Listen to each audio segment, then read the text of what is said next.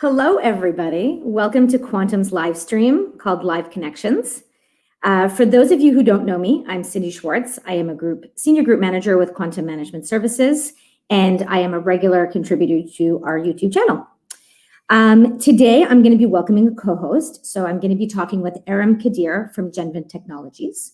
We're going to be having more of an informal chat. We're going to be talking about retaining great employees in a virtual world, in addition to making sure to be able to adjust a strategy to attract the right candidates for a new normal. The subject was, a topic that interested me because there's this realization that it's easier than ever to go on an interview. You can be in a meeting with your employer from, 12 to 1, and then next minute you're in an interview. You're in a virtual interview on Zoom or on Teams, with the prospective employer.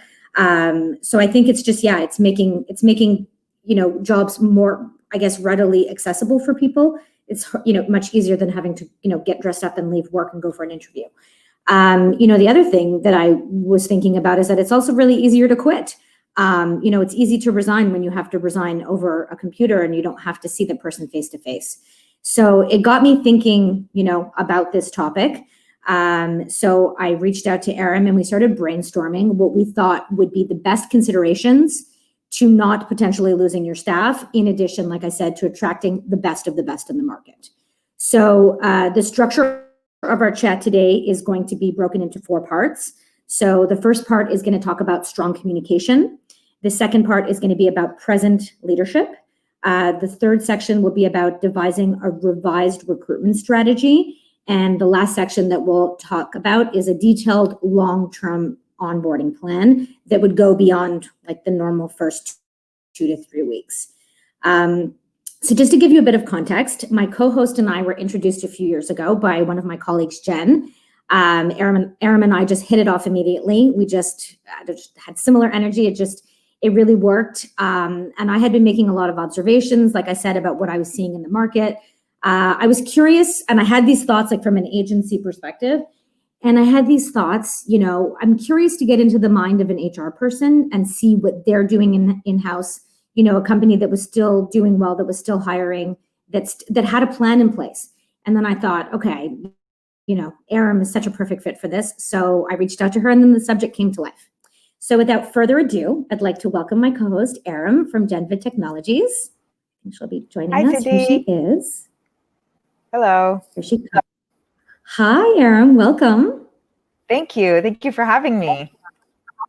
So happy to have you today. Welcome to the team. So before we jump in, I thought if you wanted to do a quick maybe intro, what are your thoughts on the subject? I've kind of given my perspective. What are your thoughts on this reality from an HR standpoint? So my thoughts in regards to retaining the best employees, I would have to say, to retain the best employees, you have to be the best employer. Ensure that your employees feel valued. Ensure that they're heard, that they feel empowered, that their day-to-day responsibilities engage them, they drive them.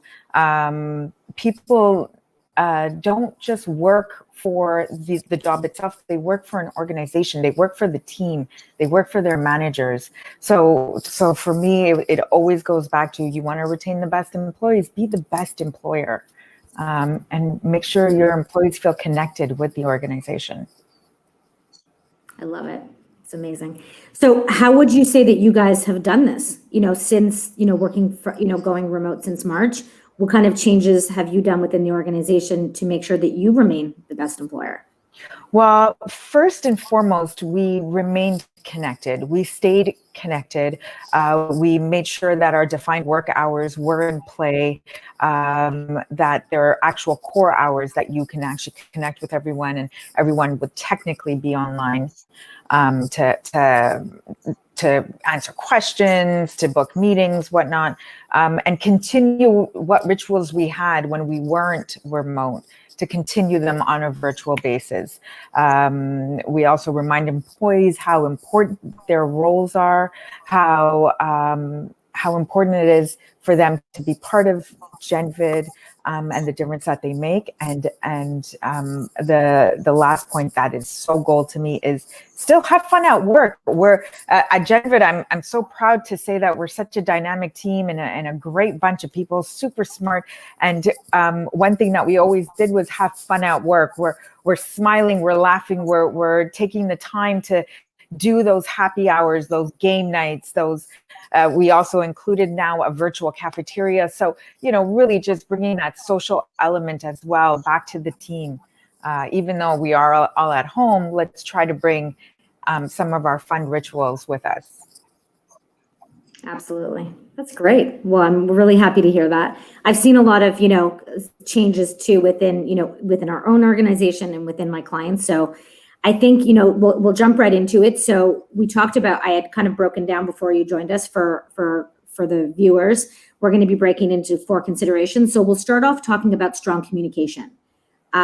So one of the things that I'm noticing in talking, let's say, with prospective candidates that are thinking about jumping ship at their current company, it's funny, the chief concern that was never a concern before was a lack of intel or vision is making people feel insecure. So if the company, if the employee is not clear on what the vision of the company is, and it's not because it's not being communicated. So if there's no clear message, then people are inclined to look elsewhere. They're trying to see, is the grass greener? One of the first questions they're asking me is your client clear on what their direction is? Is the client clear on the vision? So I think that has really, really shifted the way that people think about their employer. How did you guys attack this? Like, how did you kind of send that straight, strong message? Well, we always try to be as clear as possible when it comes to our communication, especially around the business and the future of the company, as well as weekly updates. We do a weekly town hall for the whole organization to jump in. It's always at the same day, same time, unless we're on holidays or the office is closed. But we always make sure that we're reachable and the executives are reachable. And we always make sure to communicate as much as we can to the employees on the direction of the company. It's important. It seems to be like people, are craving this communication, right? And I think the key is that one of the issues is that a lot of companies don't know what they're going to do, right? So, they don't know what they're going to say. And so there's this concept, I heard this great expression a couple months back. Someone said, we're all in the same boat. And, the whole world is experiencing this what's happening, right? And so companies are forced to adapt. But the reality is that we're not in the same, we're not in the same boat. We're in the same storm. And we have different size boats and different capacities. And so I think what's happening is that I think employers feel like because we're in the same boat as everybody, that silence is communication, and it's not. I think it's important to be able to have a conversation about it, even when you're unsure. Absolutely. I think it's really important. And that's a really good point, Cindy. It's okay for the organization to say, we don't know. We're living in uncertain time right now. And it's okay to say, we don't know. We don't know what the future holds. We are testing the waters. We have to be comfortable with not knowing. We have to be, as long as you know that, you have your team or your organization or the executives are behind you and invested in you. It's okay to say, we're not sure. We're testing the waters. Let's keep going. We promise you that whatever information we get, we will keep you updated. Mm-hmm. I think that will help deal with the uncertainty. Agreed. I think it'll go a long way to easing people's fears. If they know what's happening, then they're not questioning. It's very easy to invent a story when you don't have all the pieces, right? Whereas if you're clear, at least on the direction, you're not getting paranoid and you're not making up stories in your head. Right. Which I think is important. Yeah. Important. So the next section that we're going to talk about is present leadership. So I'd like to take one directly out of Quantum's playbook on this one. One of our managing partners, someone that I work very close with, has been the model for this. Since, all of this started, she's made it her mission to be getting on Teams calls with people. I don't know if she has an agenda. I don't know how she manages talking to this many employees, but she's so concerned making sure that everybody's okay. Not just from a professional standpoint. Yes, like, what do you need in terms of like, how can we support you? But just checking with people on a personal level, making herself very, very accessible. Even though she's, a managing partner, she's getting down to the grassroots. She's talking to the people. And I think it really goes a long way to making people feel, again, it's part of communication, making people feel connected to the organization and saying, you know what, like you said, we don't know what's happening, but we're all in this together. We have a boat, it's solid, and we may not know the direction that the boat is going, but we're solid, and just making people feel secure. So I think for us, it's gone a long way for us internally. What are your thoughts? Like, what have you guys? You mentioned before that your executives are very, very accessible. Is that always been that way, or has it changed? Because of the timing. I would say that they're very reachable, and they've always been quite reachable. During the lockdown, they remained that way, and they pushed it, and they communicated, we're here, we're one Slack message away, we're one email away, we're one phone call away. We also do weekly touch bases with employees. We do daily stand-ups with the organization, with the teams. We just want to make sure that everyone knows that someone is there to support them, to speak to them. I do my touch bases as well on a weekly basis, make sure that everyone's okay, and if there's anything that they want to talk about, and we make sure that we are there for everybody. And that goes around globally. We are a global company, and we make sure that that we're accessible. Absolutely, it's really important for us to understand the cues as well, and just reach out to the employees and make sure that they have that space, and they feel like they have that platform that they can talk. Yeah. To touch on what you're talking about, cues, this is key. One of the things that I was talking about with another manager at Quantum, it's harder to manage people virtually, right? Like, when you're in person, you can read a person's body language, their eye contact, etc. It's different. And like, for example, the employee might say they're fine, but they're not fine. And it's harder to pick up on that. And so I think it provides a coaching opportunity for managers, or, even coaching or mentoring or whatever, or just, again, being one-on-one. We're all human beings, right? So paying closer attention and saying, I hear you saying you're fine, but like, I'm seeing in your face that you're stressed. So like, what's going on? And it might not be work related. The person might be stressed about their kid in daycare, or their husband that might be losing their job, or whatever. There's so many things that, again, and also like our home spaces, our workspace, like there's so many things that are overlapping. And so people might say they're fine and they want to seem strong, but they might need your help. So I think that it's more important than ever for managers to be engaging in conversations to find out what their employees need. Absolutely. And I would highly, highly suggest that managers reach out to their HR team to get some coaching done. Scripting, HR can do scripts for them and give them some like a format to follow when they're doing their one-on-ones, to try to understand the cues.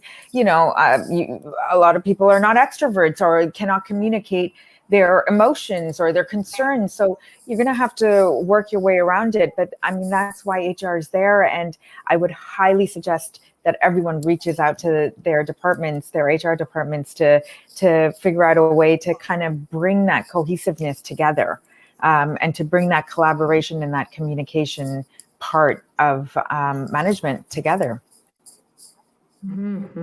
Totally.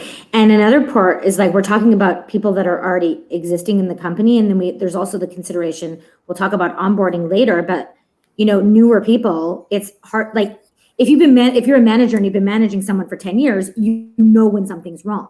But if you have a new employee, like, it's hard for you to know that there's something wrong. So I think this is even more so with onboarding people virtually, is that there needs to be maybe extra training sessions or extra check-ins.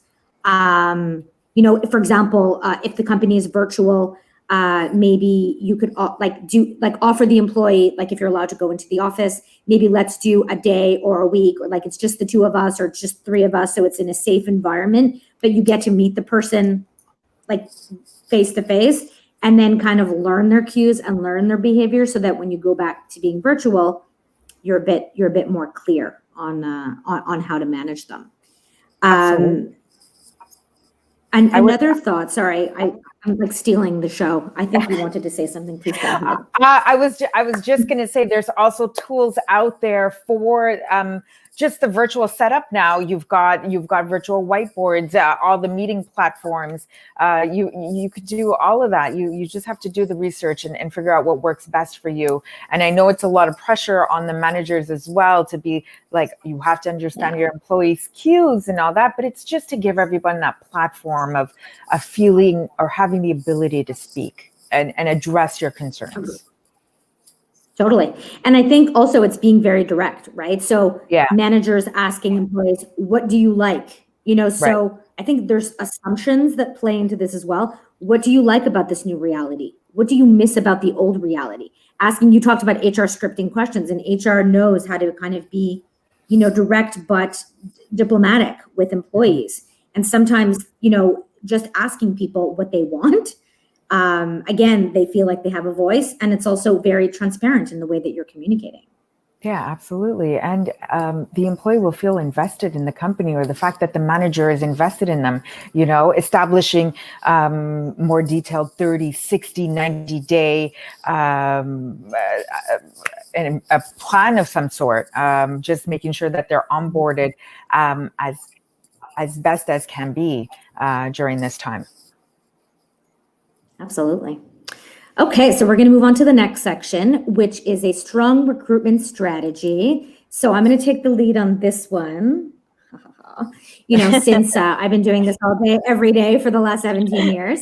I'll let you certainly talk to it from the HR standpoint. But one of the things that I'm definitely noticing is hiring managers are maybe not speaking to HR when they have a new requisition or they need to hire somebody new.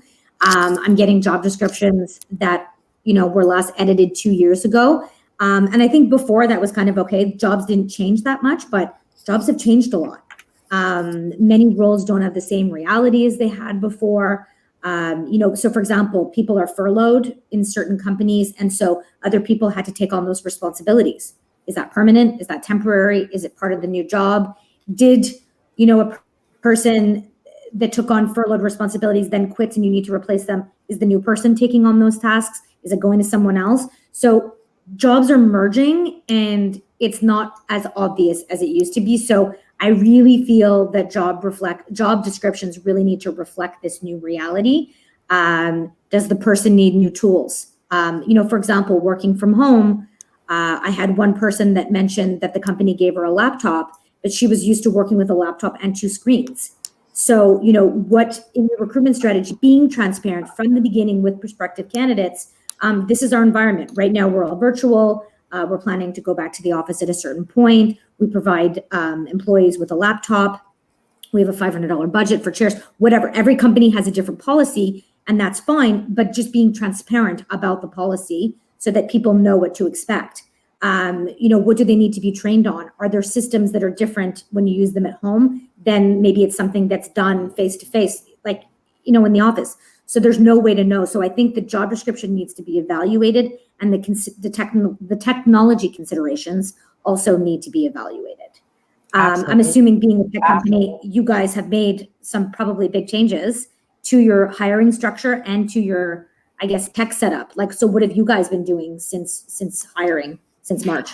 Well, I mean, onboarding is so important. The saying, first impression is the last impression. So we always want to make sure that first day is amazing and they feel like they're part of the team. And obviously, since we've been in lockdown, everything has changed and this upheaval. So now we get equipment shipped to the house, and we have to get our wonderful IT manager to do the onboarding virtually. So, it's just making sure that you're structured and everything is done on time, and that it's communicated to both the new employee as well as the hiring manager, as well as whoever else is involved in the onboarding process.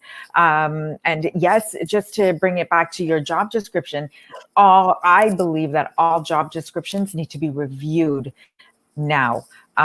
It's totally different than what you expected when you had someone coming into the office 5 days a week to someone who is now at home 5 days a week. So yes, every job description should be reviewed. Every interview process needs to be looked at, and what you're going to need from this new candidate that you're interviewing. What do you need when it comes to hard skills and soft skills for this new position? So yeah, it's we're in a different time, so we have to adapt, and you can't be using a job description from 3 years ago. Yeah, it needs to be more, the recruitment plan needs to have a more strategic, maybe outset than it did when you were, hiring for the same role or like the same reality. Makes sense? Mm-hmm. Okay, we will jump into our last section, which is a detailed long-term onboarding. So I think I actually did a previous video on this back in, I think, April or May. We had a whole series on, virtually interviewing and virtually onboarding. And I know that a lot of people found it very helpful, so I appreciate the feedback. I think one of the biggest complaints or cons, I guess, that I heard, I actually did a survey with different people who had changed jobs in COVID. Some that were placed through me, some that were placed, like on their own or through other means, but just kind of reaching out to people on LinkedIn and my network and asking, like, what are the pros of being onboarded virtually and what are the cons? I think the pros, kind of probably speak for themselves, but in terms of the cons, it's that, there was a very detailed plan in some places, like very detailed for the first 2 weeks, but then they were kind of like off on their own, which for a senior role can be fine, but for a junior role makes it a lot more challenging.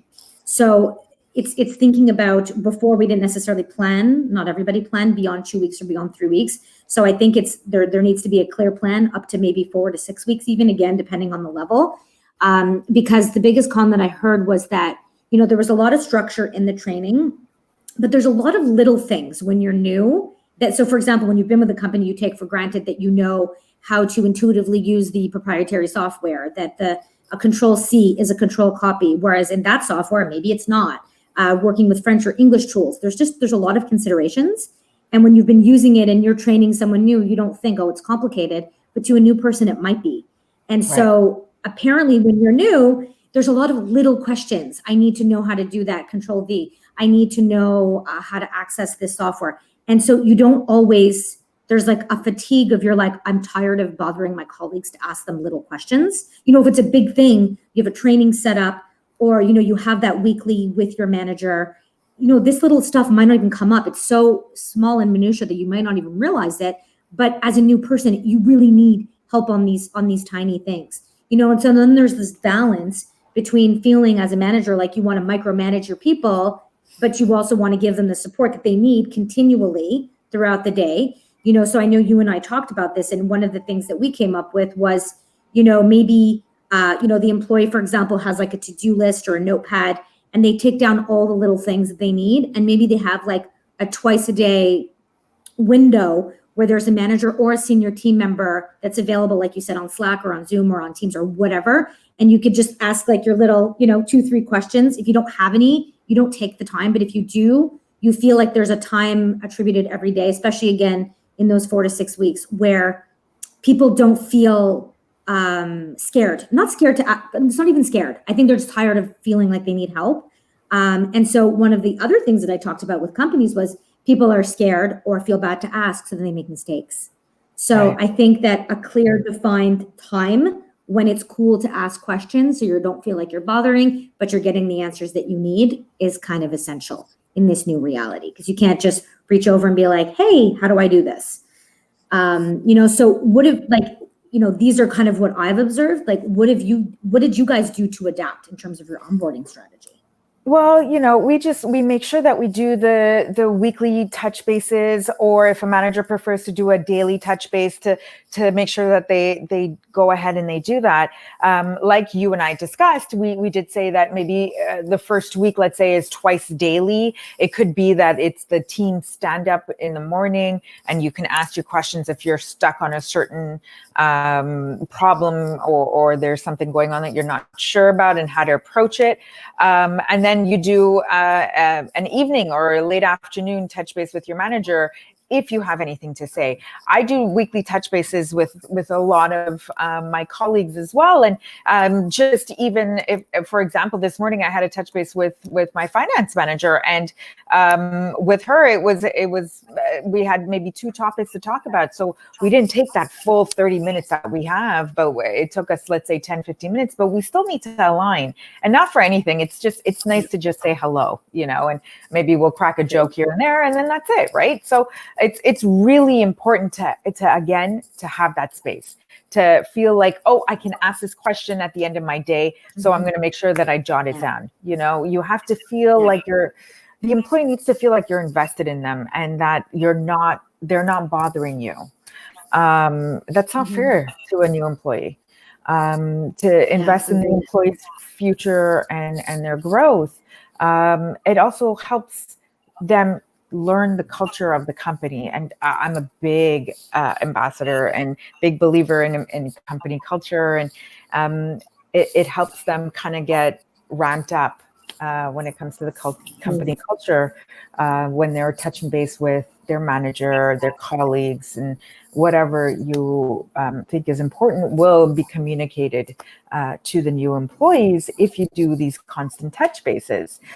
You do more structured 30, 60, 90 day of the employment. So they feel like you're taking the time with them. And I mean, I know it's a lot of work, but it pays off at the end. And you have that dynamic in your team, and you guys are delivering great stuff, and everyone just feels kind of satisfied, and the uncertainty kind of just lays to rest. For sure. And, as you're talking, one of the things I'm thinking of is, so we've talked about, retaining employees that are already there, with a clear message. We're talking about being prepared with job descriptions and a clear recruitment plan in terms of how you're going to go about, recruiting new people when needed. But at the end of the day, it's also that communication in that first with a new employee is so crucial. Like retaining so there's retaining an old employee, and there's recruiting a new employee, and then there's retaining a new employee, right? It's a whole other level to what we're talking about. Is like, you can hire someone, but like you said, if that first impression in the first couple of months or even first couple of weeks is not that they feel that they're supported, it might, they're not invested in the company yet, right? So it might mean that they don't stick around, right? So I don't know if anyone watching has noticed, but there's a common theme with all of this, and it's communication. So, we talked about strong communication, we talked about present leadership, we talked about a solid recruitment plan with transparency, we talked about, a solid communication and onboarding plan, and it's all about how you talk to people.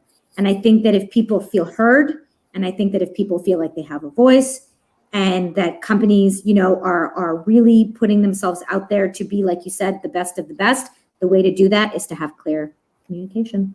It's my motto in life. I don't know if anyone knows that, but it's my motto. So I think it definitely applies here. Yeah, I agree. Communication is definitely key. It also promotes a safe working environment. You feel like you can speak, you have an opinion, you're being heard. It's really important. Yeah, absolutely. It really is. Well, thank you so much for those thoughts. We're going to take some questions. I think we have a little bit of time, so we're going to take some questions and answers. I have no idea what people in the audience are going to ask us, but I think that hopefully we can, I guess we'll take a look. So so you mentioned putting a long-term policy in place about remote work.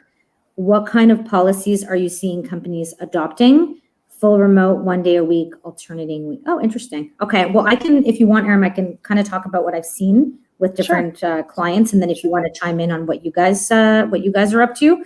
So right now, Quantum is fully remote. We're 5 days a week at home. I have some companies that are instituting a 1 to 2 day a week return with the 20. I think people have been talking about the 25% capacity. So like, I think strategically there's going to be some planning around, in some of my clients have said, like 25% of the offices, let's say, in on Monday, Tuesday, and then different subsets or different groups that need to collaborate will be in on different days. And maybe that'll change from week to week. I know I have another client that you're on 1 week in the office. So like 100% of people, 25% are there 1 week, another 25% another week. So you're in the office once a week per month. Oh, wow. And many, yeah, which is kind of interesting. I'm not sure how the team structure works, if it's like, or if you're in your team or not, but I know that they're 1 on, 3 off, working from home. The most common thing I'm seeing is you can work virtually in this structure, in this stage. If you want to go into the office, if you need to go into the office, you can. It's accessible to you. Talk to HR first to make sure that all the security, points are covered beforehand. But it seems to be that the majority of companies that I'm talking to want to have a balance when they go back. So maybe 1 to 2 days. It depends on the employee. If the employee wants to work 5 days, post this, they can. But people have the choice 1 or 2 days, and the rest can be remote if they have commuting considerations, children, whatever. That the point is, I think a lot of people are seeing that we can work from home. So there's going to be a lot of flexibility going forward. Yeah. Well, for us too, we're fully remote right now, but the office is accessible. And I always communicate that if they want to go to the office, they're more than welcome to, and just to advise me and make sure that we follow protocol. And then we're going to see, we're going to test the waters. Again, it goes back to saying, it's okay to say, we don't know. We'll see. We'll see what happens. And, we just want to make sure that everyone feels safe, and this isn't an added anxiety. It's very big for us. So, yeah. Yeah, that's great. Wonderful. I don't know if we have any other questions coming. Oh, Aaron, one for you. You mentioned a virtual cafeteria. How does that work? Do people actually show up? Damn right, people show up. People love it. And they come in with their lunch. And we're a global company. So we have some employees that are on the East Coast, West Coast, everywhere. And so for some of them, it's coffee time. For some of them, it's lunchtime. And then we also have a European office. So for them, it's kind of like happy hour. So it ends up working out really nicely. And we just do a quick 30 minutes once every 2 weeks, once a month. We'll see how it goes. And yeah, it's great. And, people are talking like, what did you bring for lunch today? And it's really just non-work banter. And it's great. And it really is a nice dynamic.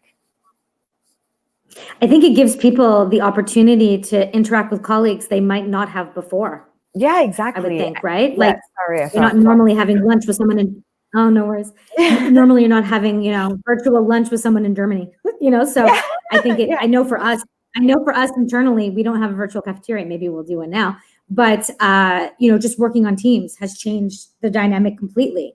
Like Ontario and Quebec have become like best friends, and it wasn't like that before. So I think it's virtual definitely has its pros. Yeah, doing fun stuff like this. Yeah. Let's see if there's any other questions. If not, I think we will start. Okay, one more question. Okay, I think we have time. We're already at 35, so we'll take one more question. So is retention really a problem right now, given how many people have been laid off? Okay, who would quit a good job when they are lucky to have it? Interesting question. I think that's, I don't know if it was written by a baby boomer, but that's a very, I feel like that's a very generational thing. Baby boomers never quit their jobs. If they had a good job, they stayed forever. Yeah. Part of my generation too, as evidenced by the fact that I've been here for 17 years. But all that to say, I think that, again, this is actually a great question because it brings home our point full circle, which is if you're an employee, and you're working for a company and you have a good job, but you don't feel secure and you feel potentially paranoid, or you don't know what's happening, or the company has said nothing to you and you have no clue about what's going on, I think that feeling of not knowing what's going to happen to you when the rest of your life is already really, like you said, we don't need to provide more anxiety when there's already so many other anxieties. So if your employer is not being clear, I think for a lot of people, they would risk leaving a good job to work for someone that is clear, because we don't know what the world is going to look like going forward at all. And I think that, again, clear communication is something that people value more now than ever. And I think it seems like people, are willing to leave something that's secure for something that might feel more secure or be more clear in where they're going. Right. I mean, and on the flip side of this, this person is talking about an actual job. When I usually hire, I hire within what's your career path? Is this a career move for you, or is this a job move? And some people take risk to adjust their career path. So I'm not sure about if they're lucky to have a job. Maybe it's not a job. Maybe it's about a career move. So. Yeah. And maybe this timing provided them with the opportunity to see that they needed a shift, right? Yeah, exactly. So, I mean, it's a really interesting time that we're living in. Absolutely. And it's great. Indeed. Well, I thank you so much for joining me today. You're such a fabulous guest. Thank you, Cindy, for having me. This is so much fun. And thank you to you, Cindy, and Quantum for creating this connection community. It's amazing, and it's so important to have. So thank you. Maybe you'll be back another time. Who knows? Thank you to all of our viewers. If you do have any questions for Aram or I, you can write directly in the chat on LinkedIn or on Facebook. If not, we'll be seeing you next month for our live connections with a new topic. And if you guys ever have suggestions, our viewers, of topics that you want to see us do, you can also feel free to include that in the chat. So thanks again, Aram. Thanks to the communication team at Quantum for helping bring this video together. And I wish you all a fabulous day. Thanks for coming.